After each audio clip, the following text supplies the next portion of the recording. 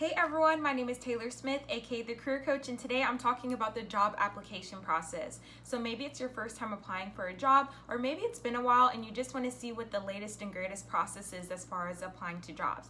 Either one, you are in luck because this video is 100% dedicated to you, so keep on watching. Until then, again, I am a career coach and I help college students and professionals get noticed by recruiters, stand out as a top candidate, and get offers for paid internships and full-time opportunities. If any of that resonates with you, then you are in the right place. So let's go ahead and get started with our video. Alrighty, so first and foremost in the job application process is no other than the application. So even if you may have already been in discussion with someone about this potential position and you being the perfect candidate for it, you still have to complete some kind of application online as a formality for different HR or legal reasons.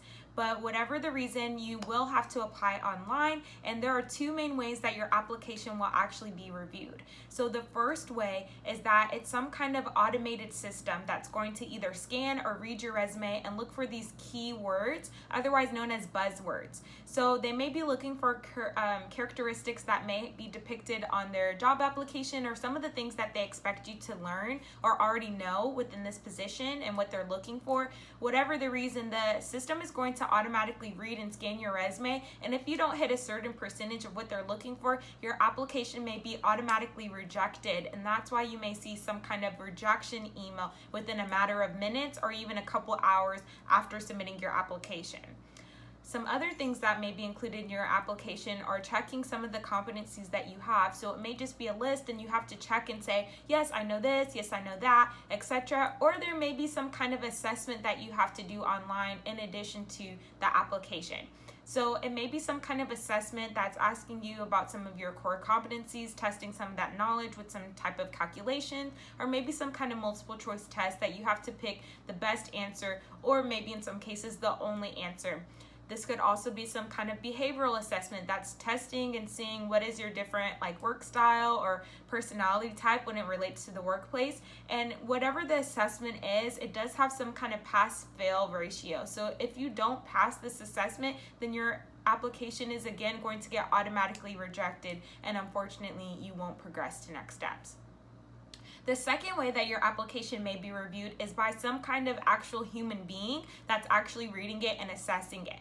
So this could be some kind of hiring manager or some kind of HR person or recruiter that's actually reading your resume and looking at it line by line. So the average recruiter actually only looks at your resume for about 5 to 6 seconds, which is why it's extremely important for you to have a very organized and detailed resume, and that you get the most important information up front, but also are summarizing it in a neat and nice way. So if you want to learn more about different ways to enhance your resume to get the attention of your recruiter, make sure you check out these videos here, and then you can also check out this video related to smart description so that you're including and incorporating those buzzwords, whether it's for some kind of automated system or an actual human being that will be reviewing your resume. So you may be thinking to yourself, I've submitted several applications online and I've done this assessment, or maybe someone's been actually reading my resume, but I haven't heard anything back as far as progressing to next steps. If that has happened to you and you've submitted over 10 applications, then it may be something that you're fundamentally doing wrong at this process step. So if you guys want to learn more about all of this, make sure that you check out next week's video where I'm going to talk about some of the main job seeker mistakes I see at every single step of the application process and how you can overcome or mitigate these different things so that you will have more success going forward. So for example, with your job application, if you're not progressing to any next steps or getting any calls back, then there's probably something fundamentally wrong with your resume and you need to make some adjustments or some tweaks there so that you can improve and get more callbacks for the future. So if you want to learn more, make sure that you guys check out that video. So the second step of the job application process is the screen call, which is basically a 10-minute quick interview, usually over the phone with some kind of HR person, recruiter, or hiring manager, just to understand more about who you are. So the main purpose of this call is to, one, check if you are competent and comfortable. And what I mean by this is really just understanding, who are you? Are you who you really say you are based off of your resume and your application, or did you just put a bunch of BS on there? So they may ask you to actually walk through your resume and ask you more questions that are a little bit technical about what you did, just to check and see if it would be a good match, but also to see if you're comfortable. So are you a normal human being who's who's able to have a normal conversation, and also do you kind of fit the company culture and what they're looking for as far as a candidate. The second thing, as far as the purpose of this screen call, is to also share with you more information about what they're looking for and kind of the day-to-day for the position and what you may be doing day in and day out, and what are some potential career opportunities after the fact. And so this is really just to see if it would be a good fit for them, but also a good fit for you, and even worth the time of progressing to next steps as far as interviews, etc. Something new that I've been seeing recently during this screen call is recruiters asking more questions about your salary expectations. So this has been pretty new and kind of alarming for me when I had an interview a couple years ago, because I wasn't expecting that, and I've been seeing this be a trend that's more common more and more.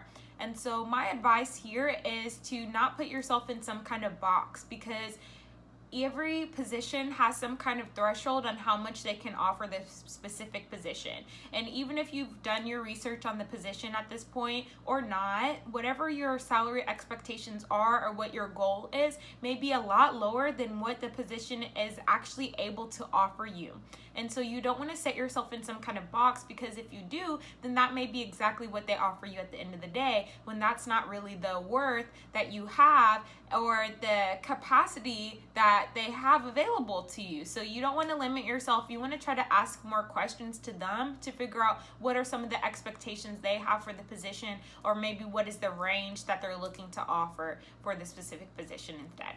So I'm going to let you guys in on a little secret. In my paid program, I teach my clients that there's another job application process that's actually pretty similar but a little bit different, that allows you to have better conversion metrics and allow you to process through the application process a lot faster. And that is by completing some kind of networking step before the application. So this is actually doing basically this kind of screen call right here, but doing it before you apply online. So this is either by attending some kind of career fair, which you can learn more about career fairs here by watching this video, or maybe even connecting with different recruiters one-on-one, just so that you can see if it would be a good fit for you and to get to know them a little bit more. By doing this, you are going to see exponential growth as far as progressing to next steps, and it's kind of like a secret or a cheat sheet that not many people are doing, and is going to really help you, because networking goes a lot further than just doing some kind of blind application online, and that's why people talk about the importance of networking so much. Step number 3 of the application process is interview number 1.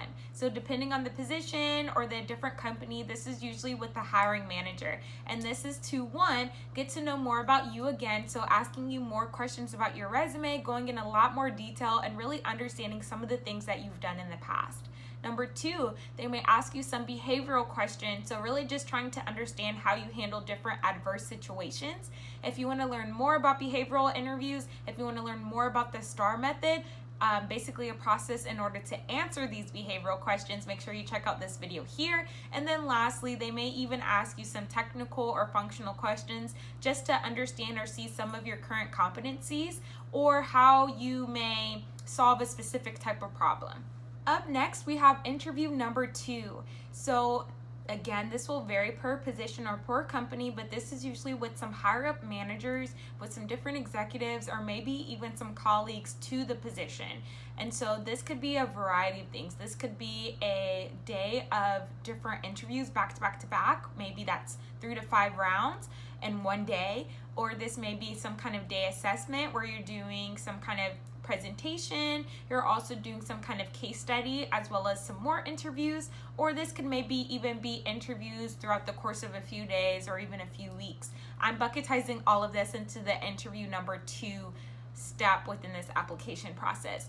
But whatever process this is per company, this is going to be more so asking you more like of those technical and functional questions, really to understand more about your thought process, how you go about solving problems, and what is kind of your current level as far as knowledge and different competencies go. They may also ask you some more behavioral questions, or like I mentioned before, see how you interact with different groups as far as case studies, if it is some kind of group case study presentation, or maybe it's something that you have to do by yourself. So again, seeing that thought process. and then also some kind of presentation. So maybe seeing how you present certain issues, how do you focus on the most important information, and also how you handle questions at the end when people want to get more information, or they may be kind of dogging on you, and seeing how you may react to that. And number 5 of the job application process is the offer. So should everything go well through steps 1 through 4, you may potentially get some kind of offer at the end telling you that you received the position, and yeah, they want to negotiate some kind of salary with you and other benefits, etc. If you want to learn more about how to negotiate to make sure you're not leaving money on the table, make sure you check out this video up here where we talk all about that in more detail and how you can kind of prep for that. Again, like we mentioned up front during the screen call, some of these HR managers or recruiters are asking these questions up front. So if you want to do some of that prep beforehand so that you're kind of better prepared if you get asked that question, this video is also going to tell you more about how to research and how to be better prepared on how to negotiate, but also feel more comfortable going into some kind of negotiation as well. Alrighty y'all, well that's it for this video. I hope that you guys liked it and you learned something new. If you did, make sure to like this video and subscribe to the channel. Until next time guys, I will put all my social media and website information in the description box if you want to stay connected with me. And if you want to learn more about different career readiness, professional development, or even different career paths related to engineering, supply chain, and so much more, make sure to check out the other videos on my channel. But until then guys, I will talk to y'all later and happy job hunting. Take care.